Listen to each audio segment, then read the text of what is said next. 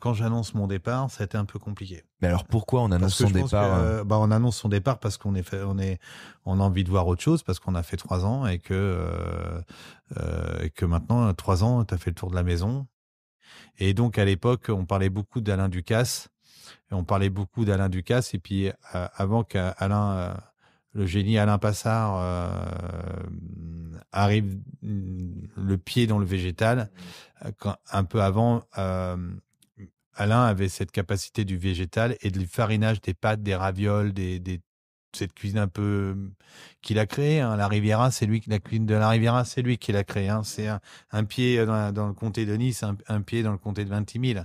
Et là, il se passe quelque chose. Donc là, on se parle de la scène de Monaco, en l'occurrence. Exactement. Donc j'écris, très compliqué, un peu de blocage de la part de Michel. Donc je patiente, je démissionne et je patiente en expliquant aux équipes de recrutement d'Alain Ducasse que tant qu'ils ne me prendront pas, je ne travaillerai pas.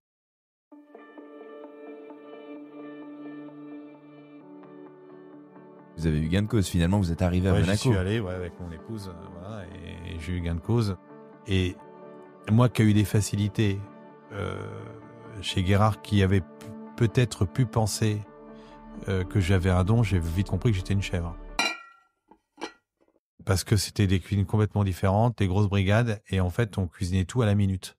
Et c'est pas une cuisine de mise en place, c'est une cuisine de minute. Le produit est au cœur du, enfin quand on dit les producteurs et tout ça, mais Alain était en avant-garde là-dessus. Mais voilà, un produit, il n'y a pas de magie sans gros produit, quoi. Il était déjà des petits producteurs, des petits maraîchers.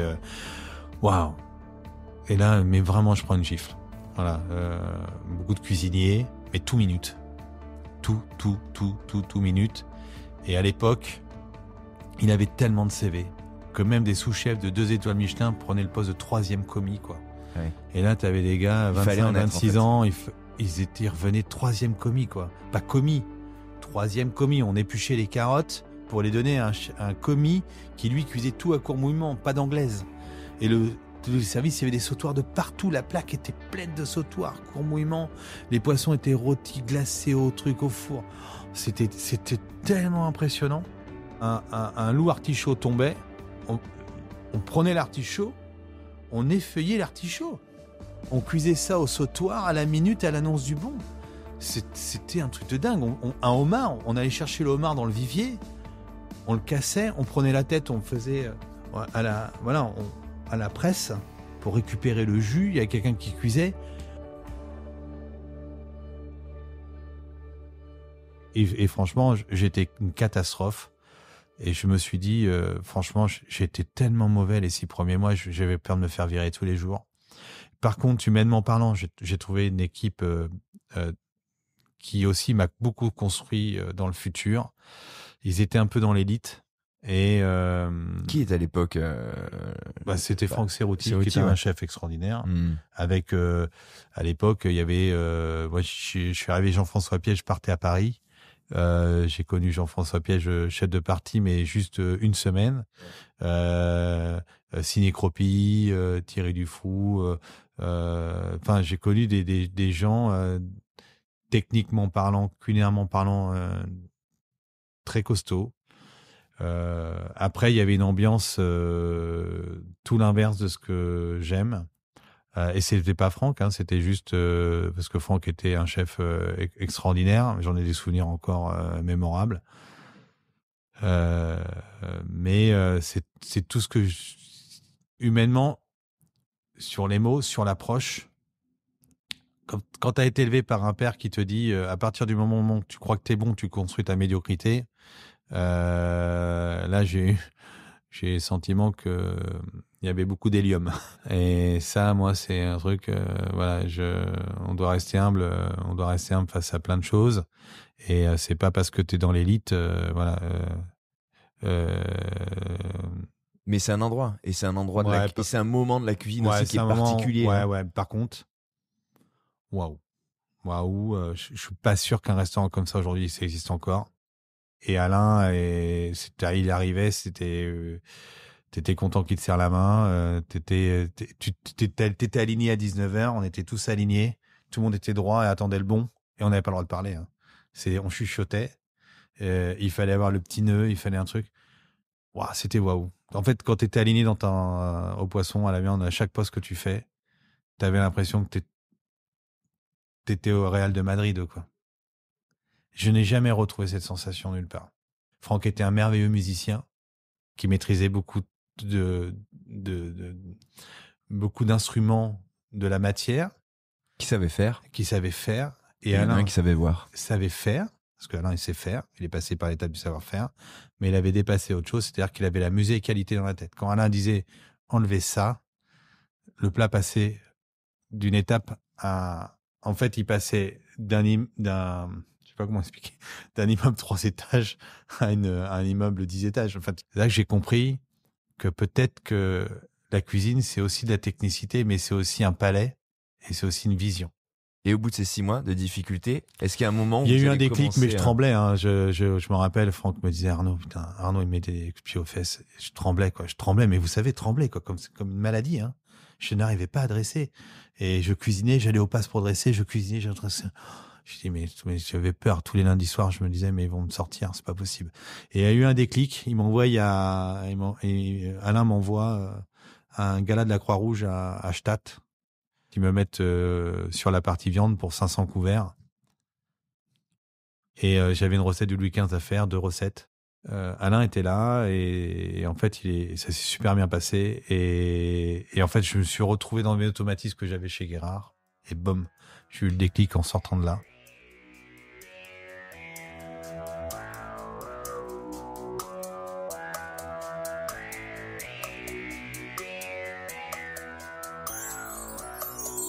Et là, d'un seul coup, j'ai repris confiance en moi. Et là, ça a été voilà, montée en puissance. J'ai fait tous les postes, je suis parti. J'ai été convoqué à l'armée, dernier contingent appelé.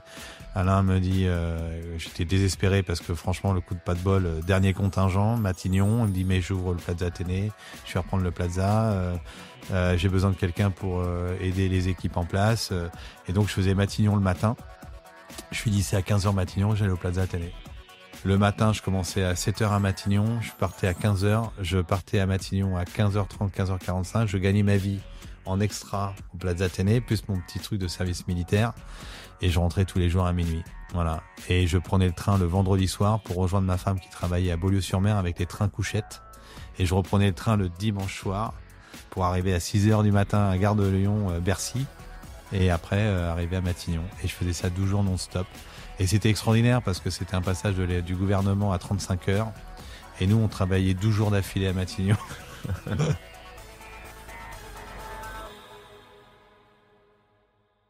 Et puis après arrive Alain qui vient me voir au mois d'août et il me dit, écoute, j'ai quelque chose pour toi.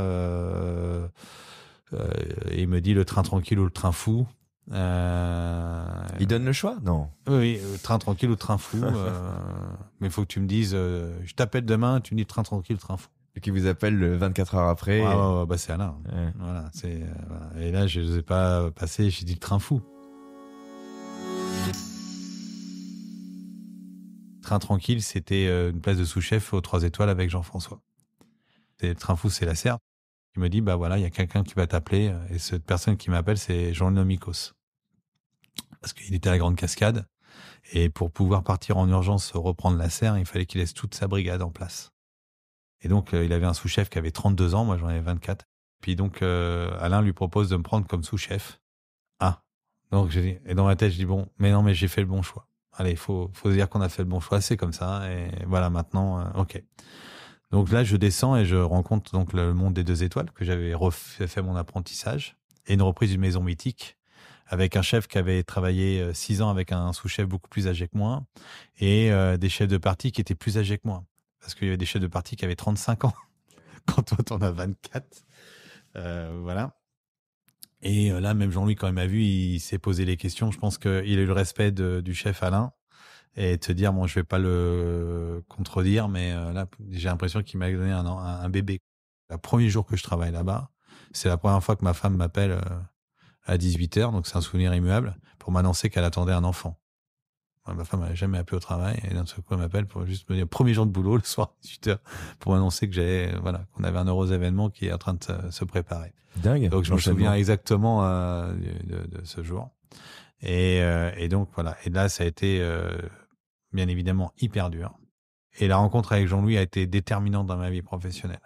Parce qu'il m'a fait comprendre les équilibres des cartes. Il m'a fait énormément travailler. Il fallait sortir des plats du jour, il fallait sortir des trucs. Et je faisais des essais sur essais, essais sur essais, essais sur essais, essais sur essais. Il fallait préparer 3 entrées, 3 plats, toutes les semaines changer. Et donc là, ça a été incroyable. Il était pas évident. Mais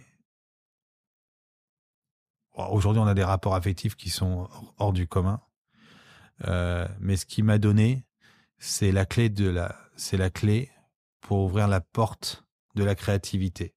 Ça c'est intéressant. Tiens, viens, on va retourner, on ressent ça. Et lui, il arrive, il met le tablier, il finit le truc. Et là, quand il finit, tu prends, putain, c'est génial. Ah ouais, c'est vrai. Ah ouais, j'aurais dû y penser, ça. Et ça, machin. Et le soir, tu rentres, il est minuit, tu prends tes bouquins, tu cherches des inspirations, tu lis, ça t'oblige à lire, ça t'oblige à... Voilà. Et comme Marie était encore pas dans le sud, moi, le soir, j'étais seul, mais je dormais jusqu'à 3h du matin, je dormais 4 heures par nuit. Voilà, c'était magique, quoi. Et puis la responsabilité des plannings, la responsabilité d'une team. Quand ils partaient une semaine, 25 ans, tu te retrouves à gérer un restaurant, la responsabilité de l'écriture, la responsabilité. Pour moi, c'était hors norme, en fait. Le passage avec Jean-Louis est quelque chose d'extrêmement fort.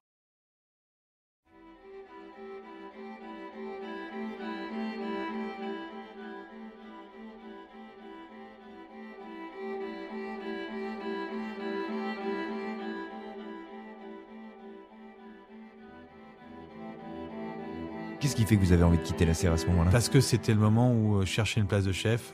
Vous vous sentez prêt ? J'avais appelé Alain, chef, je cherche, machin. Il m'a dit, écoute, il n'y a rien, c'est très compliqué, il n'y a pas grand-chose. Et là, j'écris, j'envoie, et je dis, je veux absolument, je veux trouver. Ne vous inquiétez pas, je trouverai.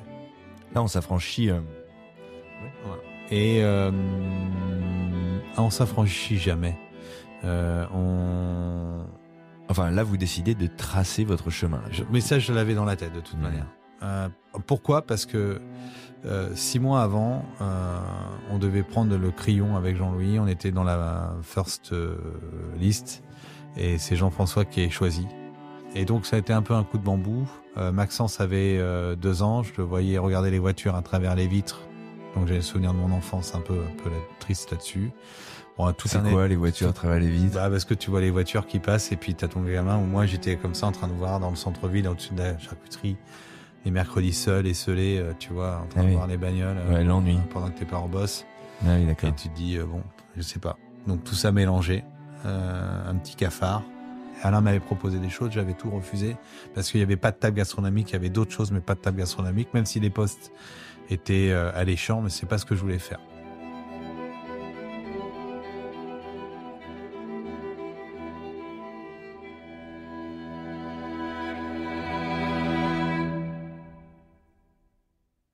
Donc là, une porte s'ouvre sur Saint-Tropez. Voilà, rien ne s'ouvre et puis d'un seul coup arrive ça. Et là, j'écris, j'envoie.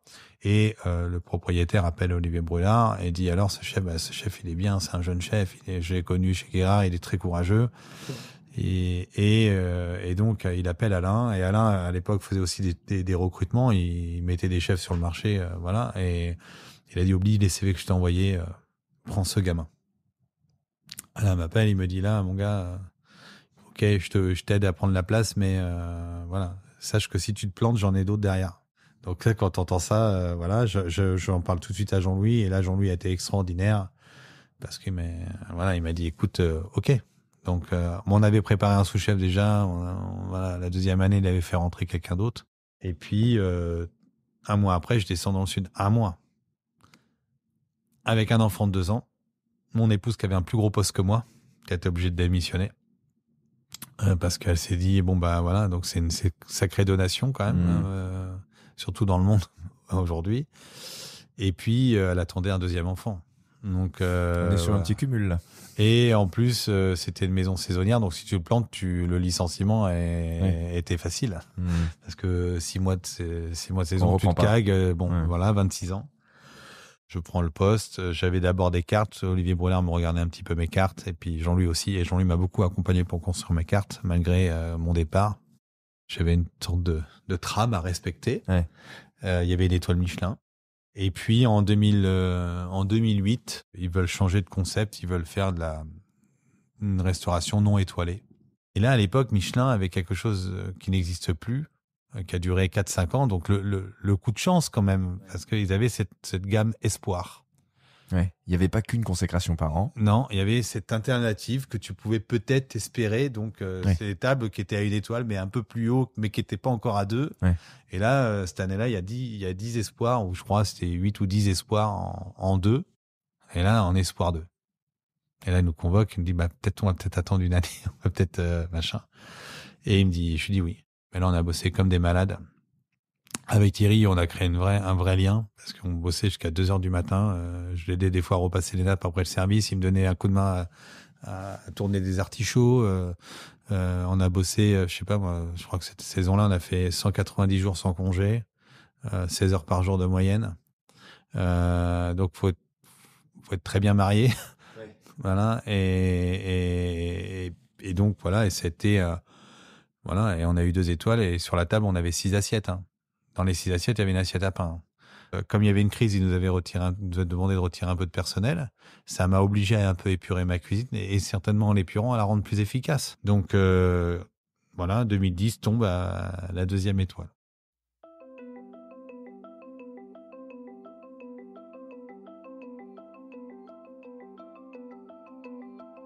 Comment elle se qualifie et vous l'avez regardé comment aujourd'hui cette cuisine que vous serviez à ce moment-là et qui vous avait permis de passer un step? L'envie de donner une carte postale pour des clients vacanciers avec une cuisine qui se raconte et qui soit profondément sincère et ancrée dans sa régionalité, dans le compas, 60 km à la ronde.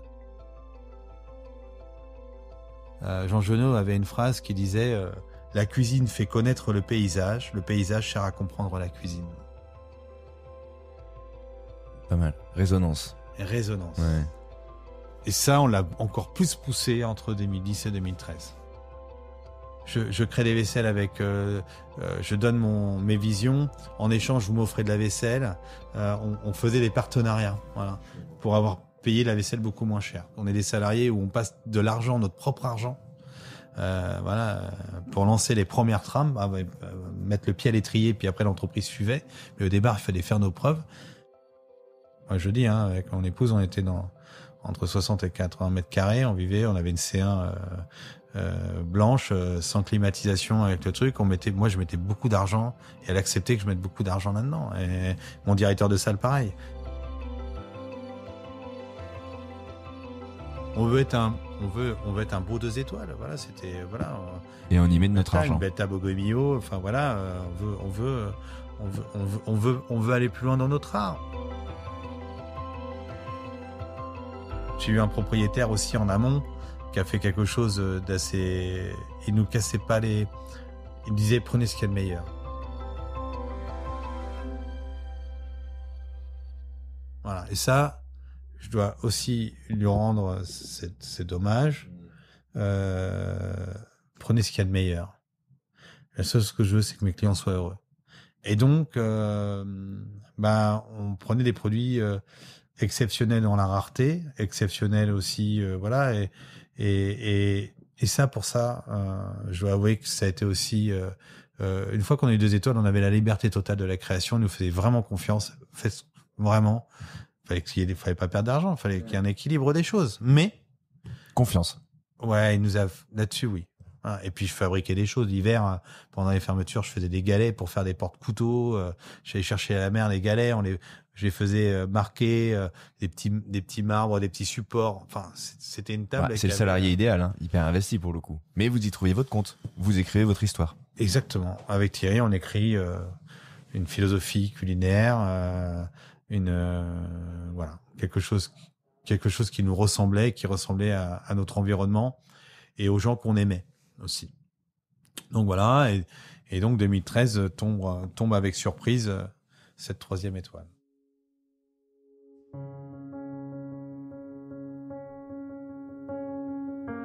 Comment ça se passe Alors on l'a appris par un journaliste parce que c'était à l'époque il y avait des fuites. Je dis vraiment, je vous assure, j'espère que vous me racontez pas de salade. Il me dit, je vous raconte pas ça, je me permettrai pas, mais sachez que demain il y a un article qui sort dans la presse et j'annonce en avant-première les résultats, dont votre 3e étoile. Donc c'est pour ça que je vous appelle et je vous préviens. Ouais, le lendemain, dans ma petite C1 pour aller au boulot, qui était fermé, mais on avait des heures de bureau l'hiver. J'ai pleuré toutes les larmes de mon corps. Je me rappelle, c'était c'était Roxane, la chanson Roxane avec Sting. Et quand je parle en début de préface de notre conversation, le magnétoscope qui se met vraiment le magnétoscope s'est vraiment mis en arrière. Vous voyez sur truc. Et jamais j'aurais osé penser que je ferais partie de ça en fait. Ouais, jamais jamais cela m'est venu à l'idée. Jamais j'aurais eu la prétention de dire que ma cuisine vaut ça. Jamais j'aurais pensé de l'avoir un jour. Jamais. J'avais 35 ans. J'allais sur mes 36 avec un mois près. Et vraiment, jamais j'aurais pensé être là. Donc c'était une énorme charge d'émotion, de doute aussi. Je pense que j'avais tellement de doutes sur ma valeur que j'ai redoublé de travail. Voilà. Mais ça a été compliqué.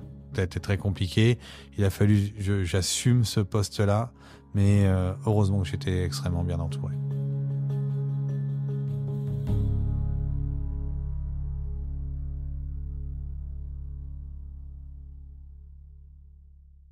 Et l'entourage, justement, parce que votre femme qui a fait entre guillemets, ce sacrifice, ce choix aussi de vous suivre, professionnel, les enfants qui ont été jeunes, le temps que vous avez passé, parce que vous racontez le fait de pas vouloir laisser votre fils regarder passer les bagnoles en s'ennuyant derrière une vitre.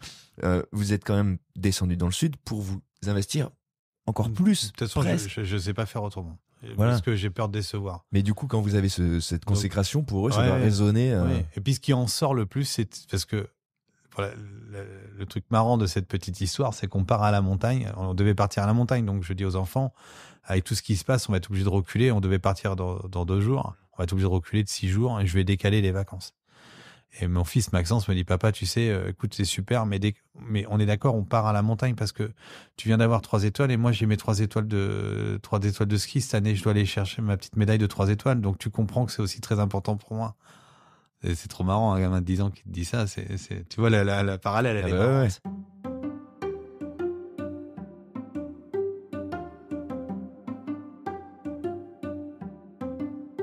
La maison en 2015-2014 est mise en vente. Donc là, c'est l'étape aussi qui est très difficile pour nous à digérer. Et puis le groupe, Monsieur Arnaud vient manger, a un coup de cœur sur la table et sur le lieu. Et 2016, après une conversation tous les deux, ils mangent pour la première fois. On discute après le repas un peu ensemble. J'irai pas au bout de toute la magie de l'histoire, mais voilà. C'est une rencontre pour le coup là. Il y a une vraie c'est rencontre. Une super rencontre aussi, et d'un homme d'une certaine humilité, il vient me voir en cuisine derrière après le repas parce qu'il voulait me voir, mais moi j'avais pas fini le service. Et là, il prend le tact de venir me voir en cuisine en attendant que je finisse le service. Donc ça a nivelé cette humilité, le respect de l'artisan qui a pas fini ça a guidé mes choix futurs de vouloir rester dans la maison. C'est cet acte-là qui m'a guidé. Pour quelqu'un comme moi, c'est pas rien. C'est-à-dire me dire, il prend le temps, il me demande, je viens pas à lui, mais s'il veut venir me voir, je suis en cuisine. Et qui regarde la fin du service se dérouler, qui dure 10 minutes, un quart d'heure, mais malgré tout, il prend le temps que je reste habité par mon travail et que je reste focus sur mes assiettes, alors que vous avez quand même cet homme qui est en face, avec sa petite famille, ça a beaucoup guidé mes choix. Ça a été pour moi une leçon d'une sorte de forme de respect, d'humilité. On a discuté pendant une demi-heure dans un couloir très exigu. Il m'a donné tout son ressenti de son moment. Est-ce que vous avez senti qu'il avait lu ce que vous avez fait avec... Quand j'ai écrit la cuisine de ce que je voulais faire, j'ai écrit. Comme ici à Plénitude, j'ai écrit. J'ai écrit ma vision. Comment je voyais un peu comme un roman. Préface. Hein. Et j'ai dans l'écriture culinaire, la forme, j'ai écrit 2 couturiers. Et ça m'a estomaqué parce qu'il m'a dit, si je devais donner un couturier qui fait une cuisine dans le monde de la couture que je connais bien, je mettrais telle personne. Et donc, il m'en a donné 1 sur 2. Et là, pour moi, ça a été assez bluffant. J'en parle avec de l'émotion. Et quand ils ont décidé de reprendre cette maison, je me rappelais toujours parce que j'avais eu le retour, j'avais eu au téléphone au moment de la signature. Il m'a dit, j'espère que vous êtes heureux. Et je lui dis, par respect pour mon ancien patron, je peux pas me permettre de dire ça. Par contre, je suis extrêmement fier d'être resté français. Parce que je peux vous assurer c'était une chance sur 1000 que ça reste français. Et donc, pour moi, c'était aussi un soulagement parce que la gastronomie, c'est aussi un art qui est très compris par les Français, mais peut-être un peu moins par les fonds d'investissement. Donc, et là, pour le coup, on a compris qu'il était vraiment compris, en l'occurrence. Ouais. Voilà. Donc tout ça, et il a trouvé que la réponse était parfaite.